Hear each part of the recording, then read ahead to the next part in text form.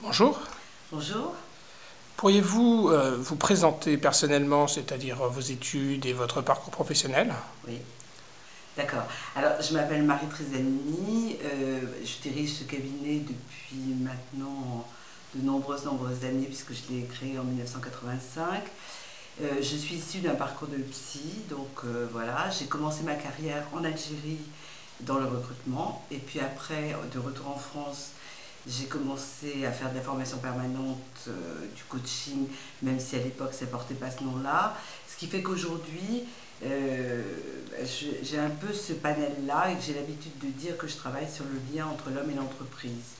Alors ce lien, il se crée au moment du recrutement. Et on fait beaucoup effectivement de recrutement au sein du cabinet. On fait aussi beaucoup d'évaluation de recrutement, c'est-à-dire finalement de mesurer voilà, l'intelligence, la personnalité de quelqu'un dans un process de recrutement, l'entreprise se chargeant elle-même du sourcing. Nous, on se charge de l'évaluation des compétences et de l'évaluation des performances possibles de ce candidat par la suite.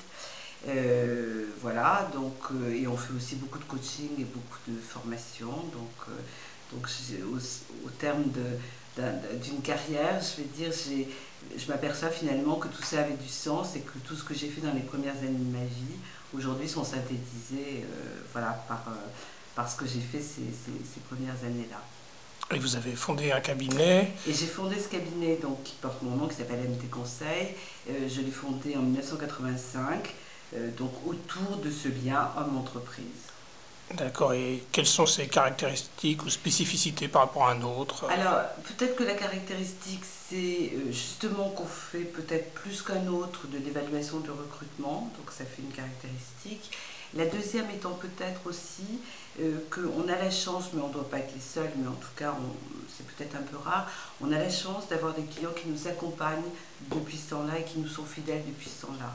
Donc ça veut dire que de fait, on est externe bien évidemment, on est consultant bien évidemment, on n'a aucun contrat d'exclusivité propre, enfin on a des contrats d'exclusivité sur des missions de recrutement, mais je veux dire on n'est pas exclusif de ces entreprises. Néanmoins, on est quand même partie prenante de ces entreprises que l'on connaît bien pour les accompagner depuis 1985. Donc voilà. Et Donc donc, ça c'est une chance pour nous. d'accord. Et c'est quel type d'entreprise? On travaille essentiellement pour l'industrie, c'est vrai, enfin majoritairement pour l'industrie, mais on a des clients qu'on accompagne de cette manière-là aussi depuis 1985 et qui sont des banques. Donc voilà, donc là aussi, je veux dire qu'on n'est pas spécialisé par métier et on l'est d'autant moins qu'on on n'a pas tout le sourcing. Donc finalement, on a affaire à des gens, à des personnes, à des hommes et à des femmes qui veulent intégrer ces entreprises ou qui y sont déjà pour le reste de nos activités. Et peu importe que ces gens travaillent dans l'industrie ou travaillent dans la banque, c'est avant tout des personnes. Hein. Ce qu'on va chercher à voir, c'est quand on est en recrutement, finalement, leur adéquation avec les postes que l'on que l'on que l'on a pour voir chez nos clients. Et puis quand les gens sont en poste, c'est comment ils vont pouvoir bouger, comment ils vont pouvoir développer leur potentiel à l'intérieur de l'entreprise. D'accord. Et c'est souvent des cadres, j'imagine.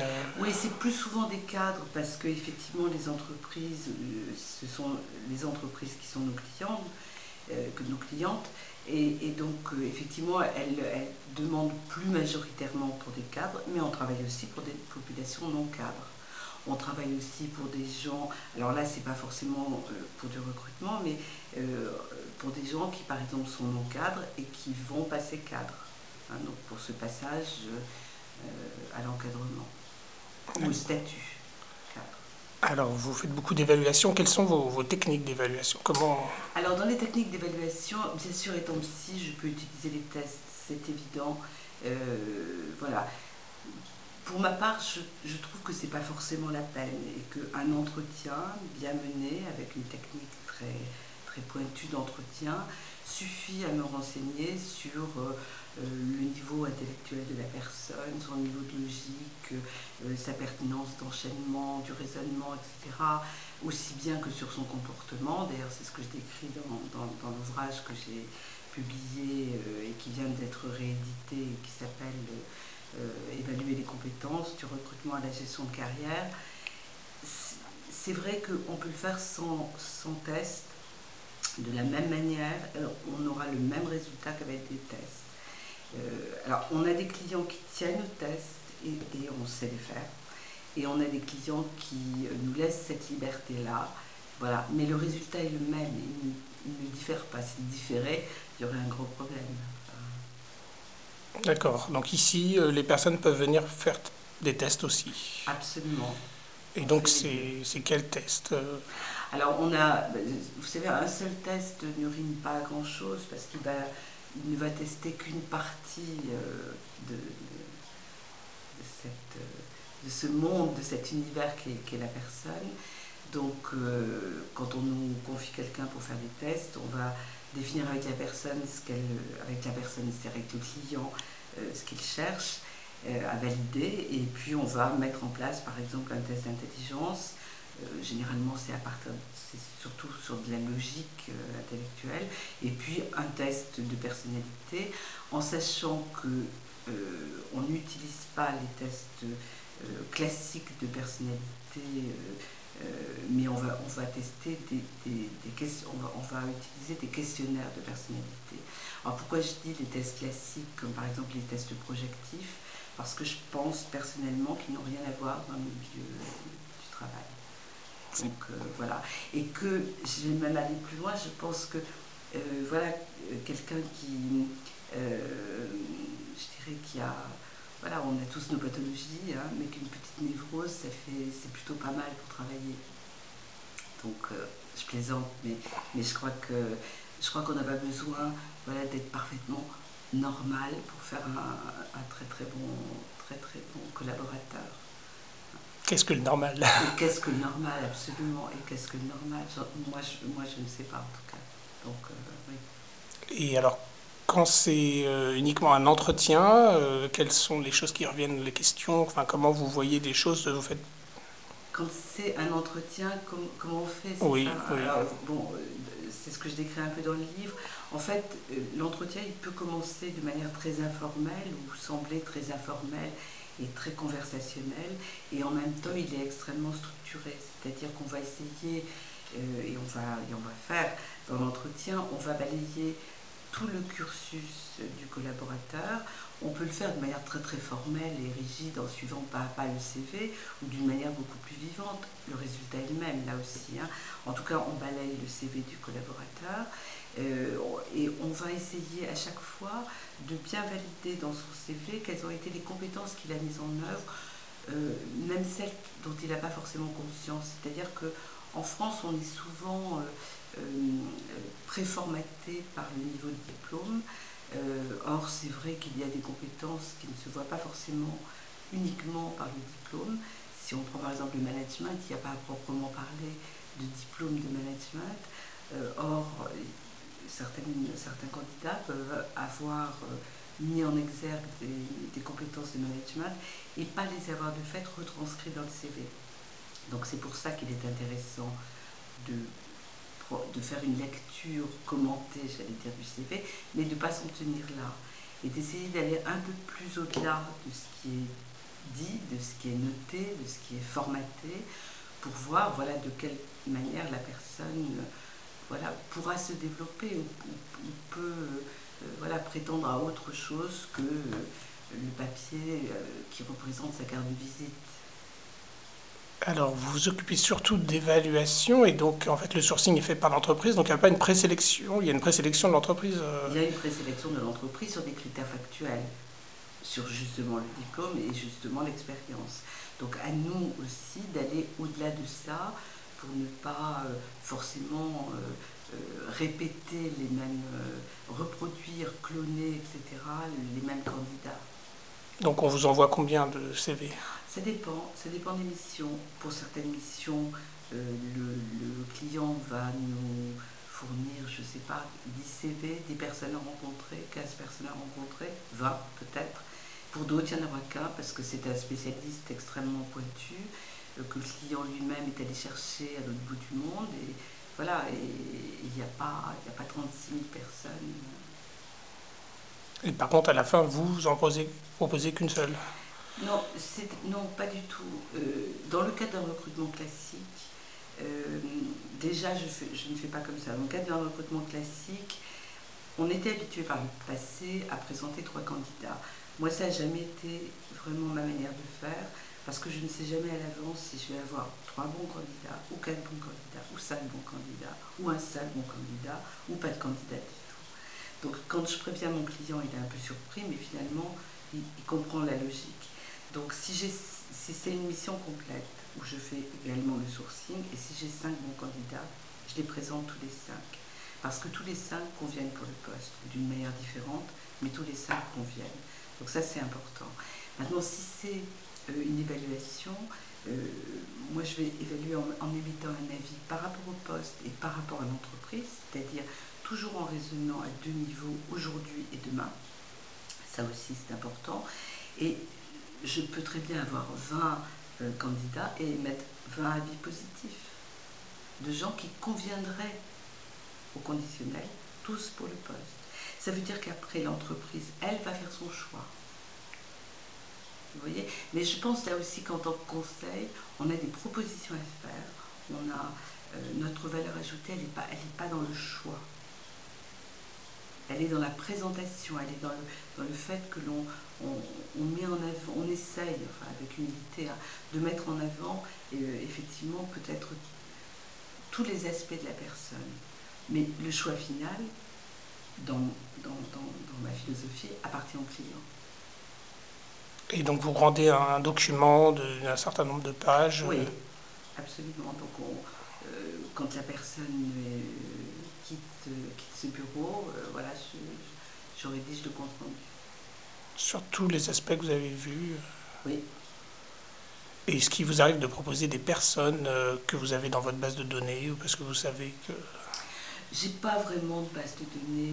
Vous voyez, comme je travaille depuis de nombreuses années de cette manière-là, j'ai pas, contrairement à d'autres cabinets qui sont très équipés, j'ai pas vraiment de base de données, etc.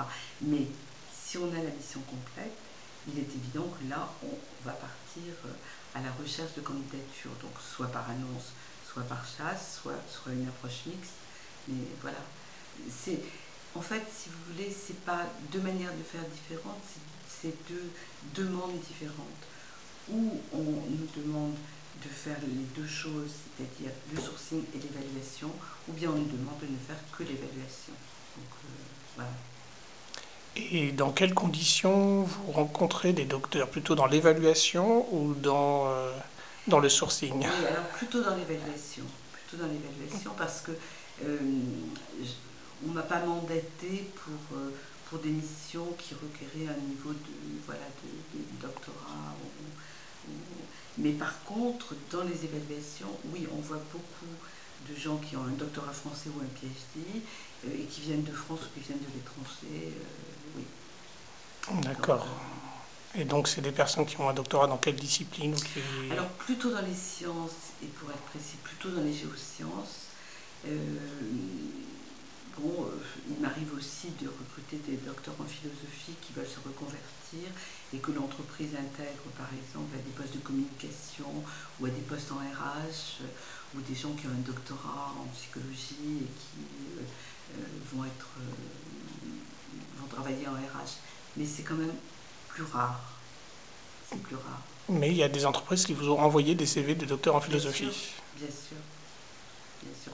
Ou en sociologie, ou oui, bien sûr, c'est arrivé. Ouais. Et d'accord. Et docteur, donc les docteurs en sciences, c'est pour quel type de poste? C'est recherche, développement ou c'est... Non, pas forcément, parce que ça peut être effectivement pour travailler en recherche et développement, donc continuer finalement leur recherche, leur travail de thèse ou de postdoc à l'intérieur de l'entreprise, mais ça peut être aussi parce que, bien qu'ayant touché à du fondamental lors de leur doctorat, ils sont aujourd'hui tout à fait tentés par des choses plus applicatives. Donc ça peut être pour les 2 choses. Du management aussi. Le management, tout dépend de leur âge. Je veux dire, s'ils sont en début de carrière, ils n'ont pas forcément envie de faire du management.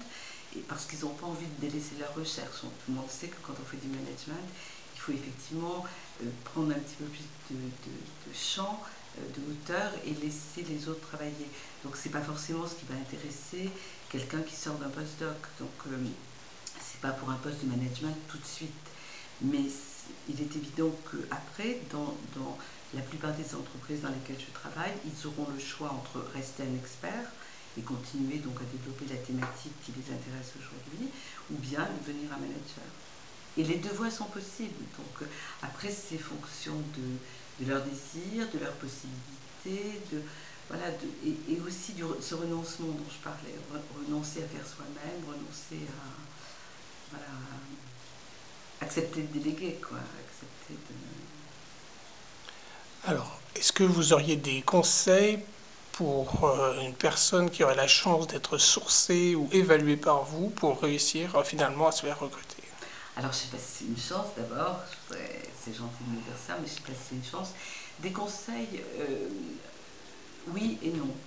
Des conseils, non, parce que je crois que l'entretien se déroule de manière tellement naturelle que du coup, tout ce qu'on a pu apprendre tombe. Enfin, je veux dire, voilà, il ne sert à rien de préparer l'entretien dans le sens que l'on voit souvent dans les journaux, excusez-moi, mais en disant il faut faire ceci, il faut faire cela. Donc je n'ai pas de conseils vraiment. Et puis en même temps, j'en ai aussi, dans la mesure où je crois qu'il faut à minima se préparer à parler de soi. Ça, c'est, voilà, il faut s'attendre à ce que les questions tournent autour de soi, donc ne pas être épouvanté, effrayé ou décontenancé par une question voilà, qui va essayer de mettre en valeur la personne.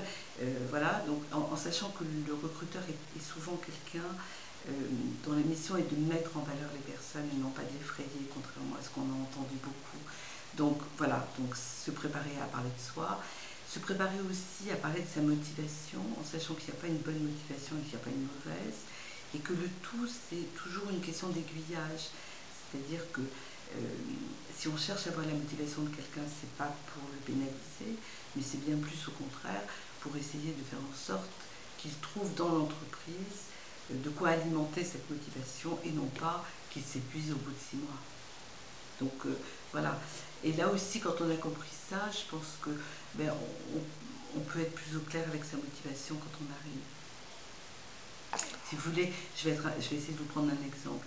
Quand quelqu'un veut travailler, par exemple, dans l'industrie pétrolière et qu'il n'est pas au clair avec sa mobilité internationale, et il y en a beaucoup, ça paraît paradoxal. Et je pense que cette question-là, si le candidat se l'était posée avant, eh bien, il serait peut-être allé vers autre chose que de l'industrie pétrolière. Vous voyez ?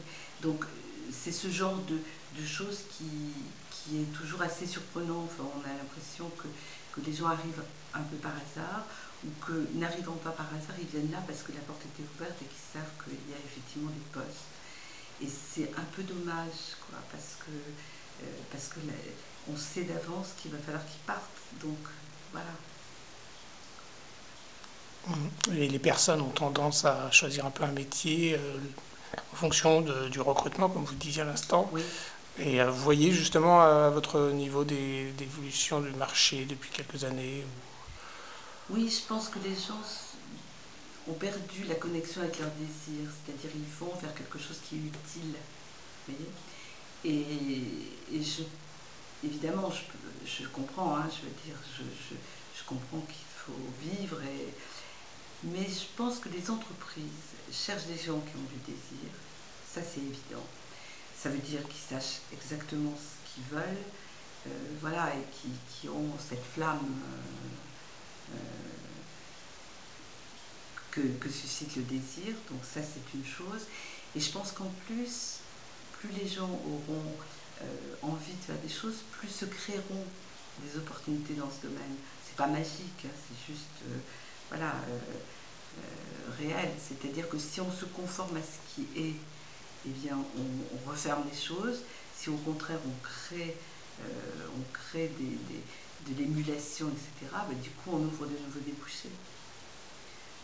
Donc, oui, donc je crois que la situation, les situations de crise, parce que c'est pas la première, même si celle-là est un peu longue, les situations de crise font qu'on a tendance à se conformer. Et pour ma part, je pense qu'il ne faut pas se conformer à 100%. Il faut être attentif aux propositions, il faut être attentif à ce que veulent les gens, bien sûr, et à ce que veulent les entreprises et à ce qu'elles demandent, mais il faut aussi leur proposer des choses nouvelles. Et ça, il y a à faire. Et en pensant un peu, en retournant un peu au doctorat, le fait que voilà, les personnes veulent faire pendant 3 ans de la recherche, avec passion sans doute. Oui. Et c'est vrai qu'après, le marché pour les docteurs, c'est peut-être moins porteur qu'une école de commerce ou... Oui, ou alors il faut se dire, j'ai eu la chance de faire pendant 3 ans ma thèse de doctorat, etc. Maintenant, soit je vais faire un PhD à l'étranger et ouvrir à d'autres manières de faire de la recherche, soit je fais un stage où j'accepte quelque chose de très opérationnel pour mettre en balance les deux choses. D'une part le fondamental, d'autre part l'applicatif, et après je décide de vers quoi je veux aller. Mais c'est-à-dire, ça revient au même, ne pas se conformer, ça veut dire ne pas se laisser enfermer, y compris par ses propres choix. Donc, c'est de se dire ce que j'ai appris, dans quoi je vais pouvoir l'utiliser, comment je vais pouvoir l'utiliser, comment je vais pouvoir voilà, le mettre en œuvre, parce qu'une connaissance qui n'est pas mise en œuvre, ça ne devient pas une compétence. Donc, Eh bien, merci. merci à vous.